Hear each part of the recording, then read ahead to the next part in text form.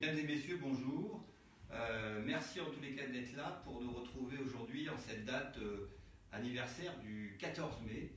C'est de cela dont nous allons parler avec Serge Klarsfeld. C'est vrai que nous avions inauguré notre première Insta Live avec Serge Klarsfeld pour l'anniversaire du départ du premier convoi le 27 mars. Et là, nous le retrouverons pour une autre date anniversaire. Nous sommes un peu déconfinés ou toujours en confinement, mais quoi qu'il arrive, ça a amené le mémorial à être beaucoup plus présent sur les réseaux sociaux. Les réseaux sociaux, on le sait, qui sont le théâtre de l'expression aujourd'hui de l'antisémitisme. Et donc, finalement, aujourd'hui, le mémorial a décidé de s'investir un peu plus sur ces nouveaux médias.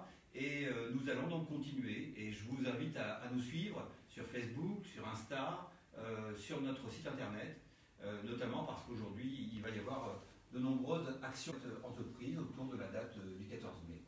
Alors, je me tourne vers Serge. Serge, comment ça va, le déconfinement chez les Klarsfeld? Sans problème, je n'ai pas été particulièrement confiné parce que nous avons 2 chiens et nous pouvions sortir 4 ou 5 fois par jour. Donc, le confinement dans un quartier désert nous a permis de sortir encore plus souvent que d'habitude. Voilà. Mais je crois comprendre en même temps que Serge Klarsfeld, confiné, c'est un homme qui a travaillé beaucoup plus finalement parce qu'il a été moins sollicité par l'extérieur et donc il a plus travaillé sur des dossiers qui lui sont chers. J'ai beaucoup travaillé, c'était pas une période de repos, c'était une période où j'ai publié 4 livres, voilà, tout simplement, 4 Rien livres, que ça, oui, 4 ouvrages que je méditais de faire depuis longtemps et que j'ai eu l'occasion de faire, et disposant du temps nécessaire, voilà. Formidable, formidable. Oui. Bon. Oui. Alors, ces livres devraient sortir quand? Oh, d'ici 1 mois ou 2, puisque les imprimeries travaillent plus lentement que les auteurs. Voilà, bon, bah, c'est un scoop. Nous savons que nous allons devoir attendre encore quelques semaines pour aller acheter ces livres. Et sans doute, vous les trouverez à la librairie du Mémorial et dans d'autres librairies, j'imagine. Le premier est déjà prêt, c'est sur l'hôpital Rothschild, pendant l'occupation. Voilà. Très bien, très bien. Alors Serge, nous nous retrouvons aujourd'hui, puisque c'est la date anniversaire de la rafle du 14 mai 1941. Mais avant d'aborder le déroulement de la rafle, qu'est-ce que tu peux nous dire du contexte? C'est-à-dire que il y a dès septembre et octobre 1940 une législation allemande et française qui se met en place avec une législation qui va, je dirais, mettre en place l'extermination, la persécution des Juifs de France. Et quel est le temps qui va s'écouler? Attendez, ça repart.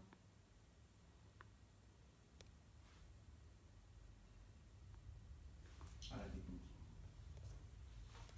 Allez-y. Donc que se passe-t-il entre le moment où ces premières ordonnances allemandes et la législation française, notamment le statut des Juifs, est promulgué, et la date de mai 41? Quels sont les acteurs et le climat qui va prévaloir à la persécution des Juifs de France?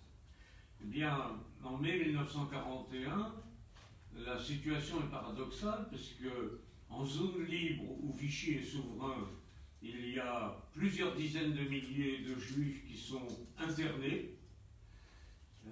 Et en zone occupée, il n'y a pas de Juifs internés pratiquement. Quelques Juifs qui ont enfreint les règlements allemands ou français qui sont internés aux tourelles. Mais à part cela, il n'y a pas de camp de Juifs. Et les Allemands sont indignés par la situation. Je lui posais la question de savoir ce qui se passait, quelle était l'idéologie finalement qui dominait, comment se positionne Vichy à l'égard des Juifs de France, qu'est-ce qu'il veut faire des Juifs en octobre 40 et qu'est-ce que les Allemands veulent faire des Juifs en octobre 40? Les Allemands ont à terme l'ambition de se débarrasser des Juifs de France Ils ne savent pas encore dans quelle direction, mais en tout cas, c'est une ambition qui est la leur et qu'ils gardent en réserve. Le gouvernement de Vichy, lui, interne à tour de bras les Juifs en zone libre. Il y en a plusieurs dizaines de milliers qui se trouvent dans des grands camps ou qui se trouvent dans des centres, ce qu'on pourrait appeler des centres de rétention. Et en zone occupée, au mois de mai 1941, les Allemands se rendent compte qu'il y a des dizaines de milliers de Juifs internés en zone libre et qu'il n'y a pas de Juifs internés en zone occupée. Ils font donc pression sur le gouvernement de Vichy pour obtenir des rafles et des camps. Un camp est désigné, 2 camps même dans le Loiret, Beaune-la-Rolande et Pithiviers, qui étaient d'anciens camps de prisonniers de guerre, et la préfecture de police qui est chargée d'arrêter des hommes dans un âge qui est un âge, disons, où la condition physique permet d'être actif et notamment de provoquer des attentats contre les Allemands. Les Allemands se rendent compte qu'il y a des attentats qui sont commis contre eux, peu pour le moment, mais ils préfèrent mettre cette catégorie d'hommes juifs sous clé. Et la préfecture de police, comme il n'y a pas eu de rafle jusqu'à maintenant en zone occupée, elle use d'une ruse policière et elle convoque pour un examen de situation des Juifs à l'aide d'un billet vert. Voilà la reproduction de ce billet vert. Le billet vert dit que pour examen de situation, vous devez vous présenter accompagné d'un parent ou d'un ami. Ce qui fait que les Juifs croient qu'il s'agit d'une vérification d'identité et que l'ami qui vient est un témoin qui témoignera de l'existence bien réelle de la personne qui se présente devant la police.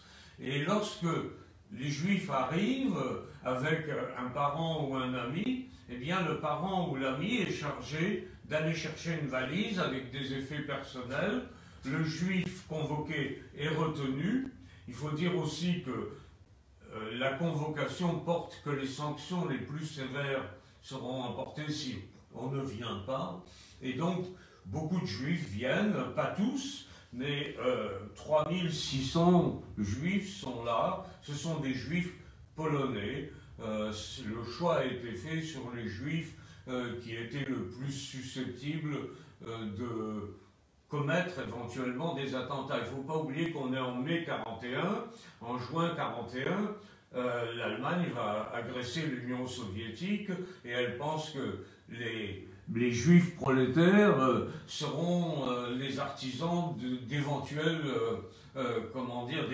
attentats sous la pression des communistes.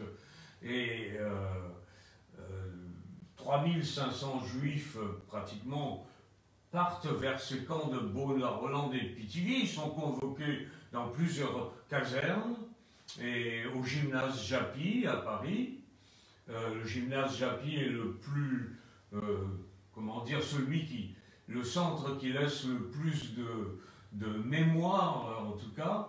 Et ils partent par la gare d'Austerlitz vers les camps de Beaune-la-Rolande et de Pithiviers. Ce qui fait qu'il va y avoir 3500 hommes qui ont des femmes, des enfants, pour la plupart. Il y a des jeunes qui ne sont pas encore mariés. Et on va avoir ces 3500 hommes qui vont rester de mai 1941 jusqu'au début des déportations en juin 1942. Ils vont partir par les convois 4, 5 et 6. Ils vont partir le 25 juin, le 28 juin, le 17 juillet. Et ce sont leurs femmes et leurs enfants qui vont prendre la suite. Les femmes et les adolescents vont partir par les convois 13, 14, 15, 16, fin juillet, début août, et les enfants vont partir, eux, des mêmes camps, après la rafle du Veldiv, mais on va les transporter à Drancy pour les déporter avec des adultes venant de la zone libre, de façon à ce qu'on croit qu'ils soient déportés avec les parents. Donc cette rafle est la première rafle en zone occupée, et également elle est la première rafle en France avec, comment dire, une rafle massive de juifs. Parce que les juifs en zone libre sont arrêtés plutôt individuellement. Là aussi, ils se présentent là où ils sont convoqués et on les garde. Et les juifs qui sont arrivés d'Allemagne, eux sont arrivés par des trains venant d'Allemagne, 6500 juifs qui sont internés dans le camp de Gurs, mais ils ne sont pas l'objet d'une rafle de la part des Français, mais d'une rafle de la part des Allemands en Allemagne. Et eux seront déportés au mois d'août 1942. Donc cette rafle a laissé une forte impression parce qu'elle a lieu à Paris, parce que c'est l'évacuation vers les camps de Beaune-la-Rolande et de Pithiviers, et aussi parce que les femmes et les enfants sont venus les voir. On a des photos, voilà, les femmes et les enfants sont venus les voir au mois de juin 1941, et beaucoup d'enfants qui ont survécu ont encore la mémoire d'être allés voir pour la dernière fois leur père dans ces camps de Beaune-la-Rolande et de Pithiviers. Alors justement, quelle est la particularité des camps du Loiret? Alors, en dehors du fait, tu viens de le dire, qu'il y a des convois de déportation qui sont partis directement de Pithiviers et de Beaune-la-Rolande. Il y a 8 convois qui sont partis de Beaune-la-Rolande et de Pithiviers, 2 convois de Beaune-la-Rolande, 6 de Pithiviers, et ce qui est unique en France, parce qu'il n'y a pas d'autres camps d'internement qui vont servir de lieu de départ, à l'exception bien sûr de Drancy, où la majorité des Juifs de France vont transiter, mais Pithiviers, Beaune-la-Rolande, c'est l'exception. Pourquoi est-ce qu'il y a cette exception qui fait qu'il y a des convois qui partent de Pithiviers et Beaune-la-Rolande? Pourquoi tout le monde n'est pas ramené sur Drancy au moment des départs des premiers convois? Eh bien parce qu'il y a beaucoup de monde dans le camp de Drancy. Au mois d'août 1941, 4000 hommes sont internés dans le camp de Drancy. Et il n'y a pas la place à Drancy pour les hommes qui sont à Pithiviers, Beaune-la-Rolande, et pour les hommes qui sont à Drancy. Et la rafle du Veldiv intervient. Il faut donc une annexe au camp de Drancy. Et c'est un complexe concentrationnaire, on peut dire. Il faut stocker les Juifs. On les stocke à la fois les Juifs de la région parisienne, dans le camp de Drancy, dans le camp de Beaune-la-Rolande et dans le camp de Pithiviers. Et au fur et à mesure qu'il y a trop de Juifs à Drancy, on transfère une partie des Juifs de Drancy à Pithiviers ou à Beaune-la-Rolande, et surtout à Beaune-la-Rolande d'ailleurs, et on les ramène ensuite à Drancy pour les déporter. Donc ce sont des annexes de Drancy finalement, et on voit dans le cas des enfants comme on ne veut pas, comme Berlin ne veut pas de convois composés exclusivement d'enfants, soit il faut faire venir des adultes à Beaune-la-Rolande et à Pithiviers, soit il faut prendre les enfants et les ramener à Drancy, les amener à Drancy pour les déporter de Drancy, mélangés avec des adultes qui arrivent de zone libre. Voilà. Oui, et quel est donc, Serge, pour les personnes qui nous suivent, est-ce que tu peux rappeler la différence entre les rafles de 41 et celles de 42? Qu'est-ce qui va changer? Tout simplement le fait qu'en 1941, il y a 3 rafles, en mai, en août, en décembre, et ce sont exclusivement des hommes qui sont arrêtés. Au mois de juillet 1942, l'impensable arrive, c'est-à-dire qu'on arrête des femmes et des enfants, et que ce sont des policiers français qui vont continuer à arrêter les femmes, après les hommes, les femmes et les enfants. Et cela, les Juifs, avec leur naïveté, on peut dire, n'y ont pas cru, au point que, au mois de juillet, lorsque des rumeurs courent sur des rafles, les hommes vont aller se cacher ailleurs, en laissant les femmes et les enfants, et en pensant que c'est impossible qu'on arrête des femmes et des enfants, puisque ça n'est jamais arrivé. Et malheureusement, c'est arrivé, et c'est le crime de Vichy, c'est d'avoir arrêté femmes et enfants, les avoir transportés dans des conditions effroyables, on peut dire, à Beaune-la-Rolande et à Pithiviers, puisque des enfants meurent déjà de maladies, de manque d'hygiène, et ensuite de séparer les femmes, les mères, de leurs enfants en bas âge, à peu près 3000 enfants en bas âge, qui sont presque tous des Français, sont ramenés tout seuls à Drancy et déportés sans leurs parents et d'une façon absolument cruelle.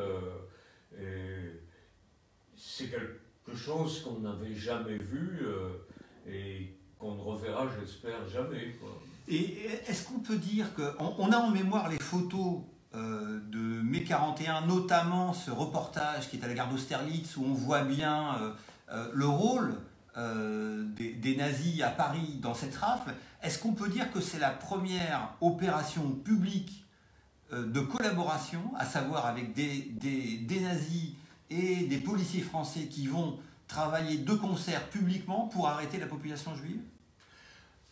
La rafle de mai 41, elle est organisée exclusivement par la police française. On voit les Allemands seulement à la gare d'Austerlitz pour surveiller le départ et faire des rapports sur les départs. La rafle d'août 41 est une rafle commune entre Allemands, police allemande, police française, et la rafle de décembre 41 est une rafle exclusivement allemande. Les Allemands arrêtent eux-mêmes des personnes qui sont indiquées par sortie du fichier, indiquées par la Gestapo. C'est la police militaire allemande qui arrête, accompagnée de policiers français qui font un rapport sur ces arrestations.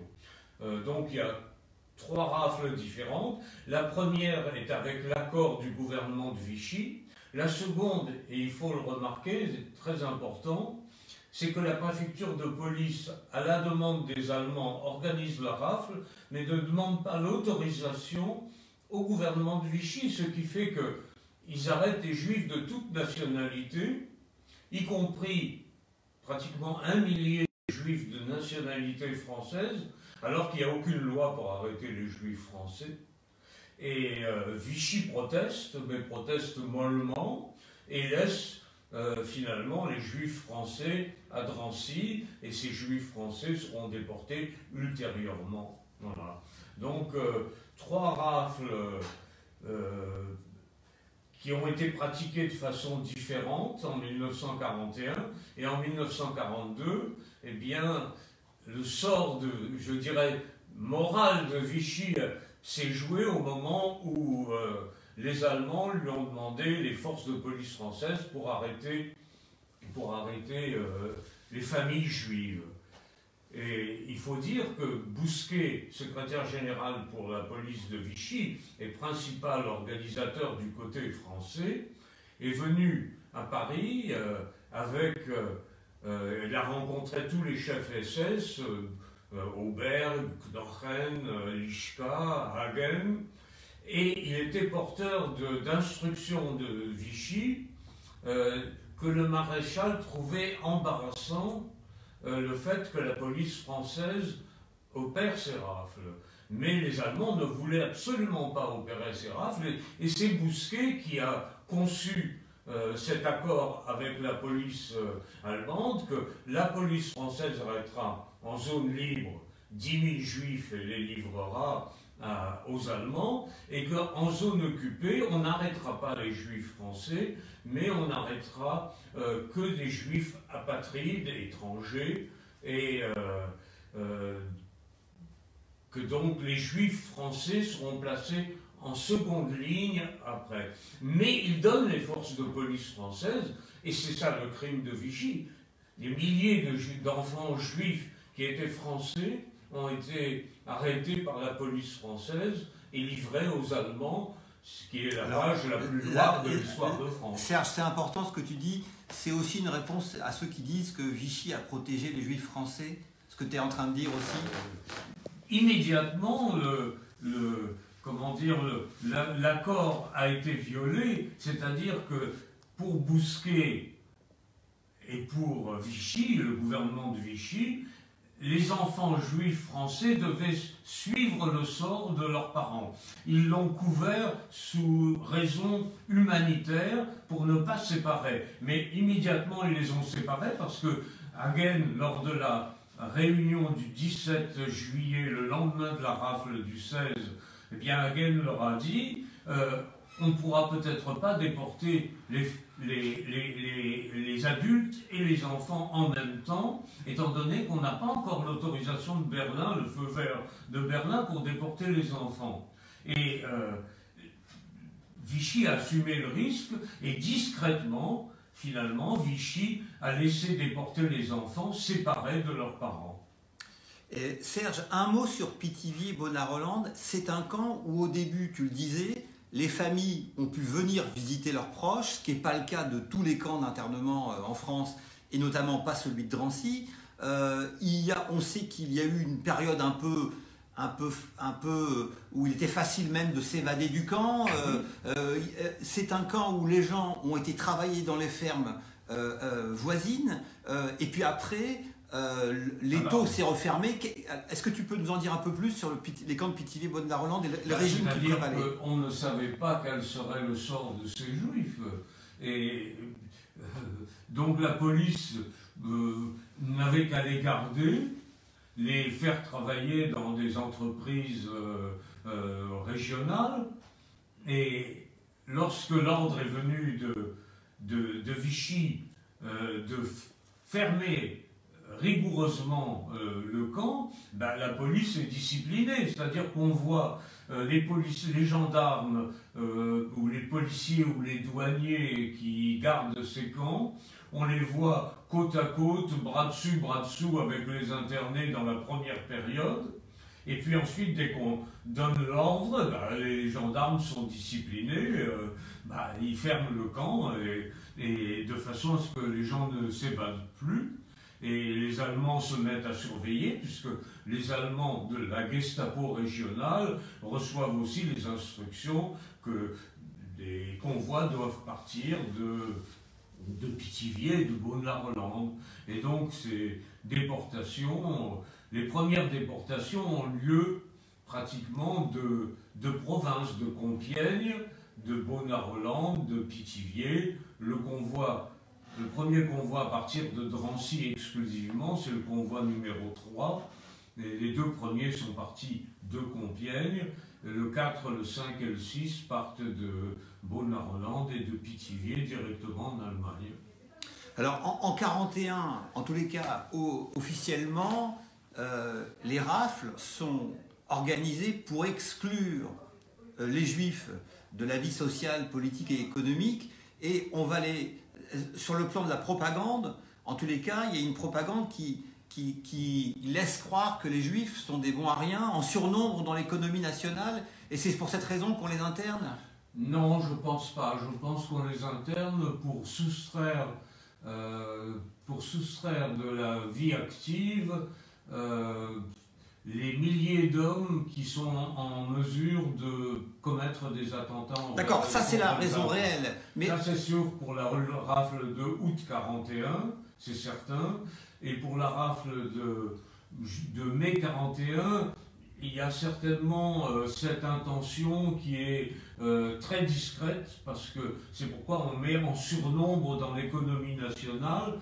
Mais pour les Allemands, je crois que c'était la volonté de mettre des hommes jeunes et actifs et en général pro-socialistes ou communistes, de les mettre dans le prolétariat juif dans les camps. Voilà. Parce que finalement, quelle est la réaction de la population française à cette première opération qui vise à interner des juifs? Est-ce qu'elle tombe dans le panneau de la propagande? Comment elle réagit? Est-ce qu'il y a une réaction? Est-ce qu'il n'y en a pas? Il y a un rapport de la préfecture de police qui dit que les réactions sont nuancées dans la mesure où les Parisiens disent que les familles vont rester à la charge du gouvernement français et que finalement c'est le contribuable qui va payer pour l'entretien des familles privées du chef de famille qui travaille, quoi, et qui ne peut plus travailler. Alors Serge, dimanche, il n'y aura pas de cérémonie parce que c'est encore, on doit encore respecter les règles sanitaires. Il y aura juste un dépôt très symbolique de gerbes. Mais il y a à Orléans une institution qui s'appelle le CERCIL, que tu as contribué à créer, Oui. qui est aujourd'hui rattachée au mémorial et qui rappelle l'existence de ces camps de Pithiviers, Bonar-Holland qui ont été détruits après la guerre. Et est-ce que tu peux nous dire un mot sur le CERCIL et son rôle? Le CERCIL, je suis très attaché au CERCIL, mais effectivement, j'ai contribué à le créer avec Hélène Moucharzé, avec Henri Boulavko. Il fallait que, comment dire, une présence, que la mémoire de ces camps soit affirmée là où ils ont existé. Et pratiquement, c'est d'abord à Orléans qu'on a créé ce CERCIL, et ce CERCIL a pris, s'est installé dans une école au centre historique d'Orléans. Il y a une exposition permanente, beaucoup d'activités culturelles, et puis il y a un développement vers Pithiviers, puisque la gare de Pithiviers, je me suis battu pour, et toi aussi d'ailleurs, pour que la gare de Pithiviers soit confiée par la SNCF au mémorial et au CERCIL, et elle va entrer en activité dans un avenir relativement proche, mais également il y a une association, l'association des convois de Bonar-Holland et de Pithiviers, qui travaille beaucoup pour réunir des témoignages, et il ne faut pas oublier qu'à l'intérieur du CERCIL à Orléans, et le CERCIL s'appelle aussi, comment dire, c'est le mémorial des enfants juifs du Vélodrome d'hiver, puisque tous ces enfants du Vélodrome d'hiver sont allés à Bonar-Holland et à Pithiviers où ils ont terriblement souffert, et donc il y a un lien toujours comme sous le règne de la Gestapo, il y a un lien entre Bonar-Holland, Pithiviers, le CERCIL et Paris, le mémorial, parce que ce sont des enfants de Paris qui sont allés là-bas. Il y avait effectivement plusieurs dizaines d'enfants de la région d'Orléans et d'Orléans qui ont été arrêtés, mais les 4000 enfants du Vel-d'Hiv sont des enfants de Paris qui sont allés dans la région d'Orléans, donc dans le Loiret, qui sont allés connaître une étape de leur calvaire. Et nous avons apposé une plaque à la gare d'Austerlitz, puisque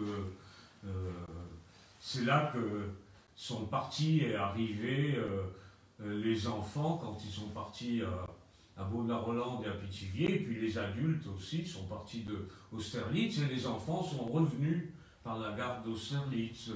Donc chaque étape, je crois que la communauté juive a marqué chaque étape des souffrances des juifs. Il y a d'innombrables plaques à travers la France, et je crois que la mémoire, elle est garantie, mais reste à savoir comment faire en sorte qu'elle se perpétue et en même temps qu'elle joue un rôle dans la formation civique des jeunes Français. Voilà. Voilà, écoute Serge, c'est un vrai sujet, mais comme tu le sais, qui tient particulièrement à cœur au mémorial, et c'est vrai qu'on a la conviction, avec toi d'ailleurs, que l'enseignement de l'histoire de la Shoah peut contribuer à lutter contre l'antisémitisme.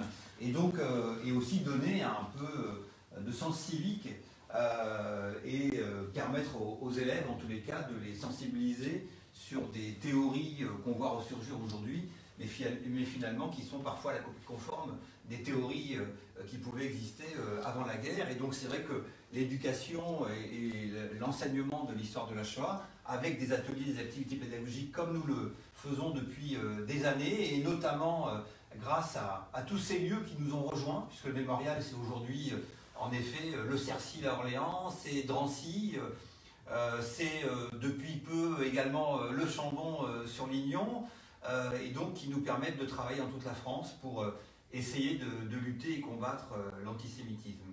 Alors, je voudrais donner rendez-vous tout à l'heure à 16h pour la lecture de plusieurs lettres d'Isaac Schoenberg, Lettres à Hannah. Est-ce que tu veux bien montrer le livre, Serge Oui, c'est un livre que j'ai fait publier par Cercil, le premier ouvrage du Cercil, parce que j'avais retrouvé ces lettres, je les ai fait traduire du yiddish, et donc c'est un beau livre, un très beau livre, avec... il faut rappeler que Isaac Schoenberg, qui était peintre, a écrit des lettres d'amour à sa petite amie, Shanna, et il avait un ami proche qui s'appelait Morgenstern, et Shanna a épousé Morgenstern après la mort en déportation de Schoenberg. Elle a épousé Morgenstern, et pour pouvoir parler toujours de Schoenberg. Et non seulement cela, mais elle, qui était ouvrière dans une usine, est devenue peintre, et un grand peintre dont les œuvres sont dans les musées, par amour pour Schoenberg. Bon, bah, c'est une belle histoire. C'est une belle histoire. Donc on évoquera ces lettres à 16h tout à l'heure sur Instagram. Et on va également projeter un film, celui de Jacques Wenig, qui a été réalisé par Jean Barra, hein, notamment à partir de l'histoire du père de Jacques, qui était interné à Pithiviers. Et Serge, en tous les cas, encore un grand merci d'avoir accepté de répondre à ces questions et de nous accompagner pendant toute cette période sur les réseaux sociaux. À très bientôt, Serge. À bientôt, j'espère qu'au mois d'août, pour commémorer la rafle d'août 41. Absolument. Ok, merci beaucoup. Merci. Au revoir. Au revoir. Alors, désolé, on a eu une petite coupure, mais nous reprenons et je reprends la question auprès de Serge. Je lui posais la question de savoir ce qui se passait, quelle était l'idéologie finalement qui dominait, comment se positionne Vichy à l'égard des Juifs de France, qu'est-ce qu'il veut faire des Juifs en octobre 40 et qu'est-ce que les Allemands veulent faire des Juifs en octobre 40. Les Allemands ont à terme l'ambition de se débarrasser des Juifs de France. Ils ne savent pas encore dans quelle direction, mais en tout cas c'est une ambition qui est la leur et qu'ils gardent en réserve. Le gouvernement de Vichy, lui, interne à tour de bras les Juifs en zone libre. Il y en a plusieurs dizaines de milliers qui se trouvent dans des grands camps ou qui se trouvent dans des centres, ce qu'on pourrait appeler des centres de rétention. Et en zone occupée, au mois de mai 1941, les Allemands se rendent compte qu'il y a des dizaines de milliers de Juifs internés en zone libre et qu'il n'y a pas de Juifs internés en zone occupée. Ils font donc pression sur le gouvernement de Vichy pour obtenir des rafles et des camps. Un camp est désigné, deux camps même dans le Loiret, Beaune-la-Rolande et Pithiviers, qui étaient d'anciens camps de prisonniers de guerre, et la préfecture de police qui est chargée d'arrêter des hommes dans un âge qui est un âge, disons, où la condition physique permet d'être actif et notamment de provoquer des attentats contre les Allemands. Les Allemands se rendent compte qu'il y a des attentats qui sont commis contre eux, peu pour le moment, mais ils préfèrent mettre cette catégorie d'hommes juifs sous clé. Et la préfecture de police, comme il n'y a pas eu de rafle jusqu'à maintenant en zone occupée, elle use d'une ruse policière et elle convoque pour un examen de situation des juifs à l'aide d'un billet vert. Voilà la reproduction de ce billet vert. Le billet vert dit que pour examen de situation, vous devez vous présenter accompagné d'un parent ou d'un ami. Ce qui fait que les juifs croient qu'il s'agit d'une vérification d'identité et que l'ami qui vient est un témoin qui témoignera de l'existence bien réelle de la personne qui se présente devant la police. Et lorsque les juifs arrivent avec un parent ou un ami, eh bien le parent ou l'ami est chargé d'aller chercher une valise avec des effets personnels. Le juif convoqué est retenu. Il faut dire aussi que la convocation porte que les sanctions les plus sévères seront emportées si on ne vient pas.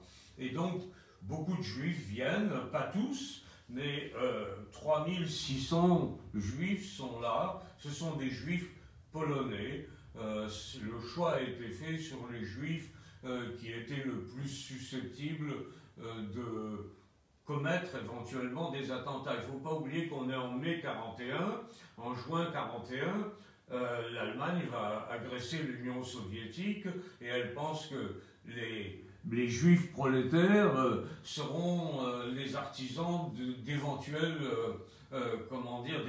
attentats sous la pression des communistes.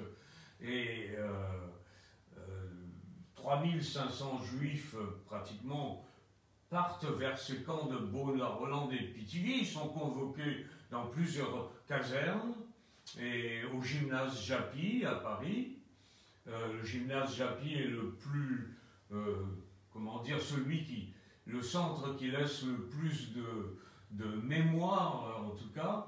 Et ils partent par la gare d'Austerlitz vers les camps de Beaune-la-Rolande et de Pithiviers. Ce qui fait qu'il va y avoir 3500 hommes qui ont des femmes, des enfants, pour la plupart. Il y a des jeunes qui ne sont pas encore mariés. Et on va avoir ces 3500 hommes qui vont rester de mai 1941 jusqu'au début des déportations en juin 1942. Ils vont partir par les convois 4, 5 et 6. Ils vont partir le 25 juin, le 28 juin, le 17 juillet. Et ce sont leurs femmes et leurs enfants qui vont prendre la suite. Les femmes et les adolescents vont partir par les convois 13, 14, 15, 16, fin juillet, début août, et les enfants vont partir, eux, des mêmes camps, après la rafle du Veldiv, mais on va les transporter à Drancy pour les déporter avec des adultes venant de la zone libre, de façon à ce qu'on croit qu'ils soient déportés avec les parents.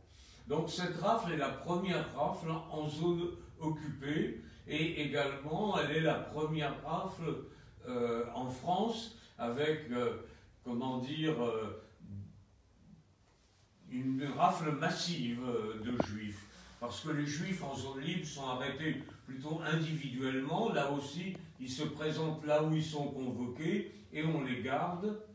Et les juifs qui sont arrivés d'Allemagne, eux sont arrivés par des trains venant d'Allemagne, 6500 juifs qui sont internés dans le camp de Gurs, mais ils ne sont pas l'objet d'une rafle de la part des Français, mais d'une rafle de la part des Allemands en Allemagne. Et eux seront déportés au mois d'août 1942.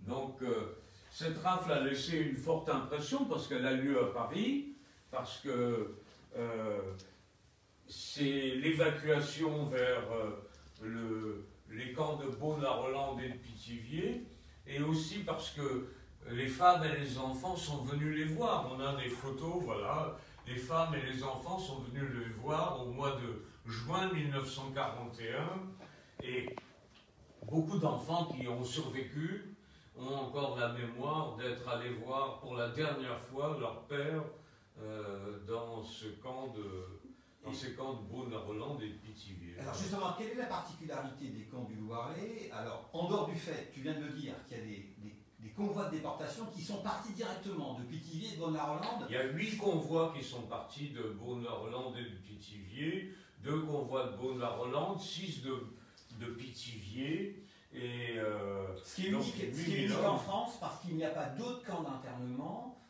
qui vont servir de lieu de départ, à l'exception bien sûr de Drancy, où la majorité des Juifs de France vont transiter, mais Pithiviers, Beaune-la-Rolande, c'est l'exception. Pourquoi est-ce qu'il y a cette exception qui fait qu'il y a des convois qui partent de Pithiviers et Beaune-la-Rolande? Pourquoi tout le monde n'est pas ramené sur Drancy au moment des départs des premiers convois? Eh bien parce qu'il y a beaucoup de monde dans le camp de Drancy. Au mois d'août 1941, 4000 hommes sont internés dans le camp de Drancy. Et il n'y a pas la place à Drancy pour les hommes qui sont à Pithiviers, Beaune-la-Rolande, et pour les hommes qui sont à Drancy. Et la rafle du Veldiv intervient. Il faut donc une annexe au camp de Drancy. Et c'est un complexe concentrationnaire, on peut dire. Il faut stocker les Juifs. On les stocke à la fois les Juifs de la région parisienne, dans le camp de Drancy, dans le camp de Beaune-la-Rolande et dans le camp de Pithiviers. Et au fur et à mesure qu'il y a trop de Juifs à Drancy, on transfère une partie des Juifs de Drancy à Pithiviers ou à Beaune-la-Rolande, et surtout à Beaune-la-Rolande d'ailleurs, et on les ramène ensuite à Drancy pour les déporter. Donc ce sont des annexes de Drancy finalement, et on voit dans le cas des enfants comme on ne veut pas, comme Berlin ne veut pas de convoi composé exclusivement d'enfants, soit il faut faire venir des adultes à Beaune-la-Rolande et à Pithiviers, soit il faut prendre les enfants et les ramener à Drancy, les amener à Drancy pour les déporter de Drancy, mélangés avec des adultes qui arrivent de zones libres. Voilà. Oui, et quel est donc, Serge, pour les personnes qui nous suivent, est-ce que tu peux rappeler la différence entre les rafles de 41 et celles de 42? Qu'est-ce qui va changer? Tout simplement le fait qu'en 1941, il y a 3 rafles, en mai, en août, en décembre, et ce sont exclusivement des hommes qui sont arrêtés. Au mois de juillet 1942, l'impensable arrive, c'est-à-dire qu'on arrête des femmes et des enfants, et que ce sont des policiers français qui vont continuer à arrêter les femmes, après les hommes, les femmes et les enfants. Et cela, les Juifs, avec leur naïveté, on peut dire, n'y ont pas cru, au point que, au mois de juillet, lorsque des rumeurs courent sur des rafles, les hommes vont aller se cacher ailleurs, en laissant les femmes et les enfants, et en pensant que c'est impossible qu'on arrête des femmes et des enfants, puisque ça n'est jamais arrivé. Et malheureusement, c'est arrivé, et c'est le crime de Vichy, c'est d'avoir arrêté femmes et enfants, les avoir transportés dans des conditions effroyables, on peut dire, à Beaune-la-Rolande et à Pithiviers, puisque des enfants meurent déjà de maladies, de manque d'hygiène, et ensuite de séparer les femmes, les mères, de leurs enfants en bas âge, à peu près 3000 enfants en bas âge, qui sont presque tous des Français, sont ramenés tout seuls à Drancy et déportés sans leurs parents et d'une façon absolument cruelle. C'est quelque chose qu'on n'avait jamais vu et qu'on ne reverra, j'espère, jamais, quoi. Et est-ce qu'on peut dire qu'on a en mémoire les photos de mai 41, notamment ce reportage qui est à la gare d'Austerlitz, où on voit bien le rôle des nazis à Paris dans cette rafle. Est-ce qu'on peut dire que c'est la première opération publique de collaboration, à savoir avec des nazis et des policiers français qui vont travailler de concert publiquement pour arrêter la population juive? La rafle de mai 41, elle est organisée exclusivement par la police française. On voit les Allemands seulement à la gare d'Austerlitz pour surveiller le départ et faire des rapports sur les départs. La rafle d'août 41 est une rafle commune entre Allemands, police allemande, police française, et la rafle de décembre 41 est une rafle exclusivement allemande. Les Allemands arrêtent eux-mêmes des personnes qui sont indiquées par sortie du fichier, indiquées par la Gestapo. C'est la police militaire allemande qui arrête, accompagnée de policiers français qui font un rapport sur ces arrestations. Donc il y a 3 rafles différentes. La première est avec l'accord du gouvernement de Vichy. La seconde, et il faut le remarquer, c'est très important, c'est que la préfecture de police, à la demande des Allemands, organise la rafle, mais ne demande pas l'autorisation au gouvernement de Vichy, ce qui fait qu'ils arrêtent des juifs de toute nationalité, y compris pratiquement 1 millier de juifs de nationalité française, alors qu'il n'y a aucune loi pour arrêter les juifs français. Et Vichy proteste, mais proteste mollement, et laisse finalement les juifs français à Drancy, et ces juifs français seront déportés ultérieurement. Voilà. Donc 3 rafles qui ont été pratiquées de façon différente en 1941, et en 1942, eh bien, le sort je dirais, moral de Vichy s'est joué au moment où les Allemands lui ont demandé les forces de police françaises pour arrêter les familles juives.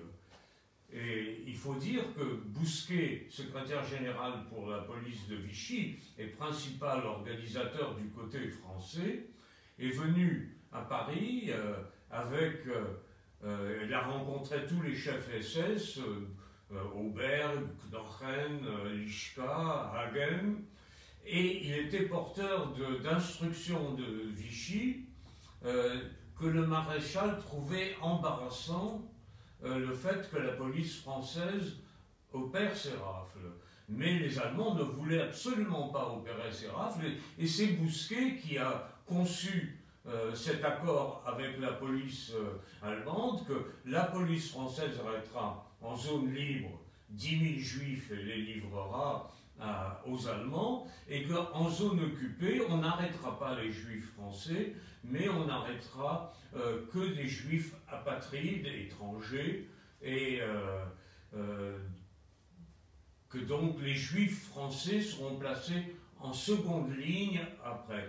Mais il donne les forces de police françaises, et c'est ça le crime de Vichy. Des milliers d'enfants juifs qui étaient français ont été arrêtés par la police française et livrés aux Allemands, ce qui est la page la plus noire de l'histoire de France. Serge, c'est important ce que tu dis. C'est aussi une réponse à ceux qui disent que Vichy a protégé les juifs français. Ce que tu es en train de dire aussi. Immédiatement, l'accord a été violé, c'est-à-dire que pour Bousquet et pour Vichy, le gouvernement de Vichy, les enfants juifs français devaient suivre le sort de leurs parents. Ils l'ont couvert sous raison humanitaire pour ne pas séparer. Mais immédiatement, ils les ont séparés parce que Hagen, lors de la réunion du 17 juillet, le lendemain de la rafle du 16, eh bien Hagen leur a dit on ne pourra peut-être pas déporter les adultes et les enfants en même temps, étant donné qu'on n'a pas encore l'autorisation de Berlin, le feu vert de Berlin pour déporter les enfants. Et Vichy a assumé le risque et discrètement finalement, Vichy a laissé déporter les enfants séparés de leurs parents. Et Serge, un mot sur Pithiviers, Bonar-Holland. C'est un camp où, au début, tu le disais, les familles ont pu venir visiter leurs proches, ce qui n'est pas le cas de tous les camps d'internement en France, et notamment pas celui de Drancy. On sait qu'il y a eu une période un peu où il était facile même de s'évader du camp. C'est un camp où les gens ont été travailler dans les fermes voisines, et puis après, l'étau s'est refermé. Est-ce que tu peux nous en dire un peu plus sur les camps de Pithiviers, Bonar-Holland et le régime qui prévalait? On ne savait pas quel serait le sort de ces juifs. Et donc la police n'avait qu'à les garder, les faire travailler dans des entreprises régionales. Et lorsque l'ordre est venu de Vichy de fermer rigoureusement le camp, la police est disciplinée. C'est-à-dire qu'on voit les gendarmes ou les policiers ou les douaniers qui gardent ces camps, on les voit côte à côte, bras dessous avec les internés dans la première période. Et puis ensuite, dès qu'on donne l'ordre, les gendarmes sont disciplinés, ils ferment le camp et de façon à ce que les gens ne s'évadent plus. Et les Allemands se mettent à surveiller, puisque les Allemands de la Gestapo régionale reçoivent aussi les instructions que des convois doivent partir de Pithiviers et de Bonar-Holland. Et donc ces déportations, les premières déportations ont lieu pratiquement de province, de Compiègne, de Bonar-Holland, de Pithiviers. Le premier convoi à partir de Drancy exclusivement, c'est le convoi numéro 3. Et les deux premiers sont partis de Compiègne. Le 4, le 5 et le 6 partent de Bonar-Holland et de Pithiviers directement en Allemagne. Alors en 1941, en tous les cas, officiellement, les rafles sont organisées pour exclure les Juifs de la vie sociale, politique et économique. Et on va sur le plan de la propagande, en tous les cas, il y a une propagande qui laisse croire que les Juifs sont des bons à rien, en surnombre dans l'économie nationale, et c'est pour cette raison qu'on les interne? Non, je pense pas. Je pense qu'on les interne pour soustraire de la vie active les milliers d'hommes qui sont en mesure de commettre des attentats. D'accord, ça c'est la raison réelle. Mais ça c'est sûr pour la rafle de août 41, c'est certain. Et pour la rafle de mai 41, il y a certainement cette intention qui est très discrète, parce que c'est pourquoi on met en surnombre dans l'économie nationale. Mais pour les Allemands, je crois que c'était la volonté de mettre des hommes jeunes et actifs et en général pro-socialistes ou communistes, de les mettre dans le prolétariat juif dans les camps. Voilà. Parce que finalement, quelle est la réaction de la population française à cette première opération qui vise à interner des Juifs? Est-ce qu'elle tombe dans le panneau de la propagande? Comment elle réagit? Est-ce qu'il y a une réaction? Est-ce qu'il n'y en a pas? Il y a un rapport de la préfecture de police qui dit que les réactions sont nuancées dans la mesure où les Parisiens disent que les familles vont rester à la charge du gouvernement français et que finalement c'est le contribuable qui va payer pour l'entretien des familles privées du chef de famille qui travaille, quoi, et qui ne peut plus travailler. Alors Serge, dimanche, il n'y aura pas de cérémonie parce que on doit encore respecter les règles sanitaires. Il y aura juste un dépôt très symbolique de gerbes.